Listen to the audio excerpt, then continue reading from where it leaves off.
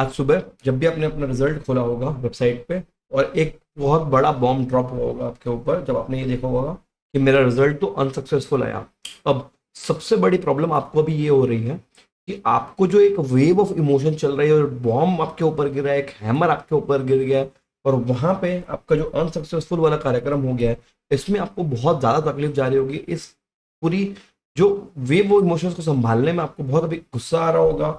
You might be feeling lost, you might be frustrated, you might be disappointed, you might be angry, you might be not willing to face anybody। अभी आप अपने room से बाहर नहीं निकलना चाह रहे हो, आपको समझ में ही नहीं आ रहा है मतलब अंदर से एकदम कि क्या हो रहा है क्या नहीं हो रहा है, मतलब यू आर मतलब जो भी है, मतलब आपने मेहनत की थी नहीं की थी, whatever the fact is, but आपको भी बहुत ज्यादा घटिया फील हो रहा होगा। And it might be the worst feeling which you might have ever faced till date. ये जो फेलियर है, ये जो अनसक्सेसफुल लिखा आया, it is very very very very hard to digest। but but on the contrary, आपको एक बात समझिएगा, अभी आप जितने भी आप वीडियोस देख रहे हो प्लानिंग के, ये कर लो वो कर लो कॉपीज मंगवा लो, you need not do all such things. अभी सबसे पहले 2 से 3 दिन अपने टेबल पे बैठिए, अपने रूम में बैठिए और रेस्ट करिए। लेट दैट फीलिंग पास। जब आप 1-2 रात सो जाओगे ना, आज सो गए फिर कल सो गए, धीरे धीरे वो 1-2 दिन में धीरे धीरे वो फीलिंग ड्रॉप होगी। वो जो घटिया फीलिंग आ रही है ना, उसका ग्राफ ऐसा ड्रॉप हो जाएगा। फिर आपका दिमाग ढंग से काम कर रहा होगा, फिर आप कुछ प्लान कर पाओगे कि हाँ यार मैं ये कर लूँ, मैं वो कर लूँ, मैं किसी का वीडियो देखूँ। So you don't need any other video. आप सिर्फ अपने रूम में अपने साथ टाइम स्पेंड करिए, अपने फैमिली के साथ टाइम स्पेंड करिए। Spend time with all those people who love you genuinely. ठीक है, यू नीड दैट। अभी आपको बहुत बहुत शैटर्ड शैटर्ड फील हो रहा होगा। 1-2 दिन जब आपके पास निकल जाए और थोड़ा सा वो फीलिंग ड्रॉप हो जाए, अब लगे कि हाँ आगे का कुछ सोच सकते हैं, दिमाग ढंग से काम करने लगे, तब आप सारे वीडियोस, चाहे ये वाला वीडियो चाहे कोई भी वीडियो, तब आप जाके कंटिन्यू करें। तो फर्स्ट एंड फॉरमोस्ट अपने साथ रहिए, इस चीज को हील होने के लिए टाइम दीजिए, अपने मन को, अपने दिमाग को, अपनी बॉडी को हील होने के लिए टाइम दीजिए। खराब लगा है, कोई दिक्कत नहीं, हम इस फेज को निकालेंगे, टाइम है, गुजर जाएगा। जब ये टाइम गुजर जाए उसके बाद अपने आप को हील करना स्टार्ट कर दे। हीलिंग प्रोसेस के अंदर डे 1 सबसे ज्यादा टफ रहेगा। जो आज का दिन, जब आपने ये अनसक्सेसफुल देखा, फिर आप दूसरों के रिजल्ट देखोगे वहां सक्सेसफुल लिखा आ रहा है सब लोगों का, तो आपको और जेलसी भी फील होगी। You are a human being, तो वो जेलसी फील होती है। ठीक है, ये सारा वेव ऑफ इमोशन आपको बहुत ट्रबल करेगा। फिर जब आप एक नाइट स्लीप कर लेते हैं, उसके बाद जब आप डे 2 पे जाएंगे तो थोड़ा थोड़ा ना कम होने लगेगी ये फीलिंग। डे 3 में धीरे से आप इसको एक्सेप्ट करने लगोगे। डे 4 से आप मूव ऑन होना स्टार्ट कर दोगे। तब तक वीडियोस पे जाके प्लानिंग करके ये वो करके रेस्ट ना करें, कल से पढ़ाई पे बैठ गए, ये सब मत करो। क्योंकि अगर आप अभी हीलिंग नहीं करोगे तो अभी आप पढ़ना स्टार्ट करोगे, फिर वो 10 दिन बाद ना अंदर से आएगा कि नहीं यार मेरे को मजा नहीं आ रहा। जब भी वो नया टॉपिक उठाओगे जो आपने पहले भी पढ़ा होगा उसको, तब भी फिर आपको वो ना वो बुक्स आपको ईट करने के लिए दौड़ेंगी। तो प्लीज अभी अपने साथ रहिए और कुछ भी प्लानिंग पढ़ाई बढ़ाई अभी 2-3 दिन तक मत करिए। अपने ऊपर ऑलरेडी और लोड मत डालिए, थोड़ा इससे बाहर निकलने की कोशिश करते हैं। जब ये हो जाए, जब आपके 4 दिन निकल जाए, फिर अपने आप को माफ करना स्टार्ट करें। बिकॉज ऑलरेडी आपको जो फीलिंग है ना, वो अब थोड़ी सी फेड होना स्टार्ट हो जाएगी। तो वहां पे अगर आपकी मिस्टेक है, तो मिस्टेक आपको ऑलरेडी पता होती है कि हाँ यार ये मेरी गलती है, मेरी गलती के कारण ऐसा हो गया। So I need to forgive myself, I need to forgive myself to truly move on and then I can go to study. तो यहाँ पे लेकिन फॉरगिव करना, लेकिन फॉरगेट नहीं करना। भूल मत जाइएगा कि ये आपकी गलती थी, बिल्कुल भी मत भूलिएगा कि आपकी गलती थी, बट लेकिन अपने आप को ट्रूली अंदर से माफ कर देना। हाँ यार मेरे से ये पहले हो गया, अब इसको मैं पूरी अपनी लाइफ में कभी भी इस टाइप के मिस्टेक को नहीं रिपीट करूंगा या करूंगी। किसी भी चीज को, जो मेरे करियर है, जो मेरी प्रायोरिटी है, उसको मैं बिल्कुल भी हल्के में नहीं लेंगे या नहीं लूंगी। ऐसा करके अपने आप को माफ करके इससे आगे बढ़े। नेक्स्ट इज, आप स्टार्ट तभी करें जब आप ट्रूली रेडी, जब आपका 4 दिन का प्रोसेस, उसके बाद आपका जो फॉरगिविंग वाला प्रोसेस है वो हो जाए, उसके बाद ही आप स्टार्ट करें। उसके पहले बिल्कुल भी कोई भी बच्चा ध्यान देगा कि वो स्टार्ट नहीं करेगा। क्योंकि जब आप अभी स्टार्ट कर लोगे, ठीक है, फिर 10 दिन बाद ये वापस चीजें आपको खाने के लिए दौड़ेगी। जब आप वो बुक ओपन करोगे, वो टॉपिक्स आपको वापस याद दिलाएंगे कि हाँ यार आप सेकंड टाइम पढ़ रहे हो, आप थर्ड टाइम पढ़ रहे हो। It is very very difficult. आगे जाके तो इट्स बेटर कि अपने आप को पूरा पूरा अभी अपन हील करेंगे। इसको टाइम देना होगा, टाइम के साथ चीज़ें हील हो जाएंगी। 3-4 दिन बस, ज़्यादा नहीं देना पड़ेगा, इस बात का ध्यान रखें। It takes time to fully accept the fact, start only when you are truly truly ready. Next, जब आपका ये सब हो जाए उसके बाद आपको क्या करना है, आपको है ना इंट्रोस्पेक्शन प्रोसेस स्टार्ट करना है। जब आपका हीलिंग हो जाएगा ना, फिर हम जाएंगे इंट्रोस्पेक्शन पे। इंट्रोस्पेक्शन का मतलब ये होगा कि हम, हमारे पास जो डेटा अवेलेबल है, हमारा अंदर मन झांक के देखेंगे कि हमारी ऐसी कौन सी गलती थी, हमने क्या करना चाहिए था जो नहीं किया, और क्या नहीं करना चाहिए था वो कर डाला। वो सब चीजों का जो कॉम्बिनेशन है, जिसका जो रिजल्ट है वो क्या आया, अनसक्सेसफुल। तो इसका हम इंट्रोस्पेक्शन बहुत ट्रू तरीके से, फेयर तरीके से करेंगे, इंडिपेंडेंट तरीके से करेंगे। एंड अगर आपको ये खुद से करने में दिक्कत जाती है तो काइंडली अपने किसी एक अच्छे फ्रेंड को, एक फैमिली मेंबर को, पापा मम्मी को, किसी को भी इन्वॉल्व करिए जो आपकी सक्सेस में आपके जितने इन्वेस्टेड हैं।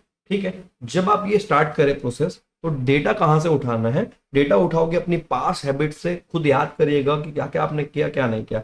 दूसरा, इंस्टीट्यूट से सर्टिफाइड कॉपी मंगवा कि ये देखो कि आप जो लिख के आ रहे हो क्या वो ढंग से लिख के आए हो, और अगर पहले फीलिंग थी कि हाँ एग्जामिशन आएगा और आया नहीं तो क्या प्रॉब्लम गई, किस टाइप से एक्सपेक्टेड था और कैसा आप लिख के आए, वो सब आपको ट्रूली तभी दिख पाएगा जब आप सर्टिफाइड कॉपीज मंगवाएंगे। और अगर रिवैल्यूएशन की नीड है तो रिवैल्यूएशन भी देख लीजिए। Then good friends and families को इन्वॉल्व करेंगे, तो मैंने ऑलरेडी बता दिया। मोबाइल खोल के पिछले जो एग्जाम का समय है वहां का डेटा देखिए, स्क्रीन टाइम का, कि क्या आपका कोई स्क्रीन टाइम वाला इशू था, और अगर है तो इन सब डेटा को एनालाइज करोगे तो आपका जो वाई है ना, कि आपका ये क्यों नहीं निकला, तब आपका क्लियर होगा फाइनल तरीके से। अब जितनी भी आपकी मिस्टेक्स है वो फॉलोइंग तरीके से क्लासीफाई कर देते हैं। देखो, अगर आपने क्लास ढंग से नहीं देखी थी तो अभी सॉल्यूशन देखो, अभी आप ना पूरा क्लास नहीं देख पाओगे। अभी आपके पास सॉल्यूशन सिर्फ इतना सा है कि क्लासेस जो रिविजनरी वहां पे अवेलेबल है, वो टॉपिक वाइज जो आपको लगता है कि ज्यादा प्रॉब्लमेटिक है, सिर्फ उसी की देख पाओगे। अब आप प्रॉपर क्लासेस नहीं देख पाओगे, फुल टाइम वो टाइम चला गया। ठीक, तो ये अब आप छोटा सा लेके देख लीजिए। अगर आपकी सेल्फ स्टडी की प्रॉब्लम रही है तो यार ये तो आपके हाथ में, आपको पता होना चाहिए कि आपकी टेबल है ना, यही आपको एग्जाम हॉल में पास कराएगी। सो जब आपको एग्जाम में पास होना है तो अपने टेबल पे सेल्फ स्टडी करनी, ये आपके हाथ की बात है, ये आप कर लोगे, 100% कर लोगे। फिर सेल्फ स्टडी तो कर रहे हो, लेकिन क्या मॉक लिख रहे हो? आंसर अगर नो है तो मॉक लिखना स्टार्ट करें, ये भी आपके ही हाथ की बात है। आपको जितना आप पेपर सॉल्व करोगे, देखिए ऑन एन एवरेज हर बच्चा चौथे अटेम्प्ट में एग्जाम में पास होता है। अब स्मार्ट बच्चे क्या करते हैं, 3 अटेम्प्ट अपने टेबल पे देते हैं, जिसको मॉक बोलते हैं। चौथा अटेम्प्ट सीधा वहां उनका पहला अटेम्प्ट था एग्जाम में, और वो क्लियर कर जाते हैं। तो यही ट्रिक है सारे रैंकर्स की, सबकी। तो kindly start solving mock paper, it is always in your hand. अब जब आप मॉक पेपर सॉल्व करोगे पहला वाला, उस केस में आपको आधा बनेगा, कोई दिक्कत नहीं है। सेकंड टाइम सॉल्व करेंगे तो 80% सॉल्व करेंगे, थर्ड वाला जो रहेगा एग्जाम हॉल में सॉल्व करेंगे, पूरा बना के आएंगे। इस तरीके से आराम से चीजें होती हैं। नेक्स्ट, अब ये सब तो कर ही रहे हो लेकिन रिवीजन नहीं कर पा रहे हो, तो रिवीजन पे बेटा ध्यान देना कि दो रिवीजन तो आपको लगेंगे ही लगेंगे बिफोर एग्जामिनेशन। 3 होगा तो और बेटर रहेगा।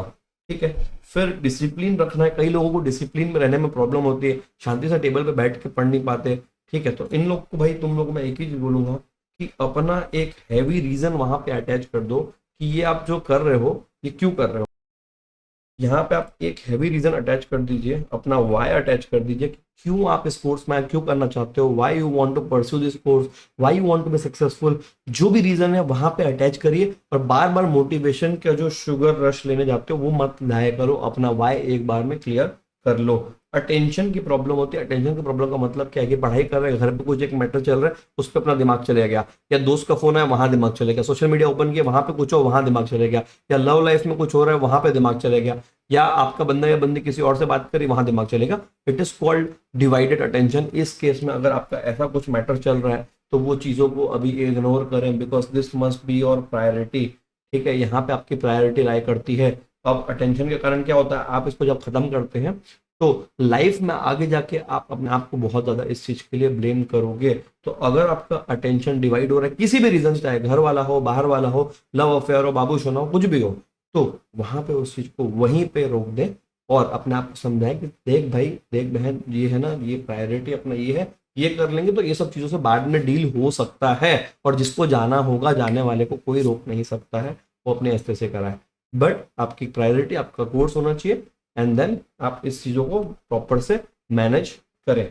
नेक्स्ट, मोबाइल का मैंने ऑलरेडी बता दिया, आपको ऑलरेडी इनफ पता है, फॉलो आपको करना है, आप देख लीजिए। कि आप फॉलो करोगे कि नहीं करोगे। आपके पास 2 ही ऑप्शन, या तो अभी मोबाइल देख के अपनी जिंदगी की ऐसे ऐसे करो, और या तो फिर मोबाइल को कंट्रोल करो और मत देखो, थोड़ा कम देखो। अभी आप सक्सेसफुल हो जाओ, फिर अच्छे मोबाइल लेना, अच्छे से देखना बढ़िया से, ठीक है। फिर जो नेक्स्ट प्रॉब्लम होती है, कई लोगों की प्रॉपर से सोते नहीं है, उनका जो टाइमिंग है बहुत गड़बड़ है, स्लीप प्रॉपर से नहीं लेते, 3-4 घंटा सो के पढ़ रहे हो, और उसके बाद जब आप सोच रहे हो कि आपका दिमाग ढंग से काम करेगा, it is not going to happen.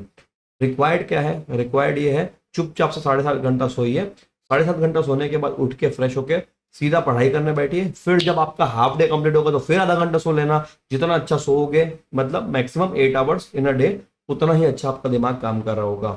और साथ में आपको अच्छा फूड लेना है, घर का फूड लेना है, प्रॉपर मील्स लेना है, जो घर का बेस्ट हो। उल्ट पटांग खाने की जो क्रेविंग कई लोगों की रहती है कि एग्जाम चल रहा है उसके बीच में डोमिनोज खा लिए, मैकडोनल्ड्स खा लिए, बर्गर किंग खा लिए, ये वो मोमोज, सड़क छाप मोमोज खा लिए, फिर बारिश के समय में गुपचुप खा लिए गंदे पानी वाला। तो वो सब जब आप खाते हो तो आपकी बॉडी वहां पे डैमेज होती है, 5 दिन 7 दिन वो सब आपका इफेक्ट रहेगा। तो इतनी चीजों पे जब आप वर्क कर लोगे तो हो सकता है कि आपका रिजल्ट चेंज हो जाए in the upcoming examination, and we only have to aim for the upcoming examination. ये सारी चीजों को संभालना है, ये बात को 100% ध्यान रखेंगे। इनका सॉल्यूशन बनाइए, खुद ही इनका सॉल्यूशन बनाइए। लास्टली सॉल्यूशन पे काम करें, इसी का सबका सॉल्यूशन बनाएं, न्यू सिस्टम्स बनाएं, न्यू हैबिट्स बनाएंगे, और इसको बहुत एग्रेसिवली, बहुत मासिव तरीके से वहां पे इम्प्लीमेंट करेंगे। प्लान योर कमबैक, अपने कमबैक की तैयारी करिए। आज जो आपको पोस्ट डालने वाले थे वो आपका पोस्ट डालना ड्यू रहेगा, जो हम सितंबर में डालेंगे, सितंबर के एग्जाम के जब रिजल्ट आएगा उस दिन वो पोस्ट भी डालेंगे कि हाँ तेरा बहन, तेरा भाई जो भी पास हो गया, ये वो जो भी आपको डालना रहेगा वो सब करेंगे। इम्प्लीमेंट करिए एग्रेसिवली अपने प्लान को, और अपने हैबिट्स के ऊपर आइए, और वहां से एक अच्छा इंसान बनिए, एक सक्सेसफुल पर्सन बनिए, एंड बेस्ट तरीके से अपने आप को मैनेज करिए। And most importantly, don't let this unsuccessful result implement affect you for the next upcoming career. ठीक है, हो गया उसको जाने दो।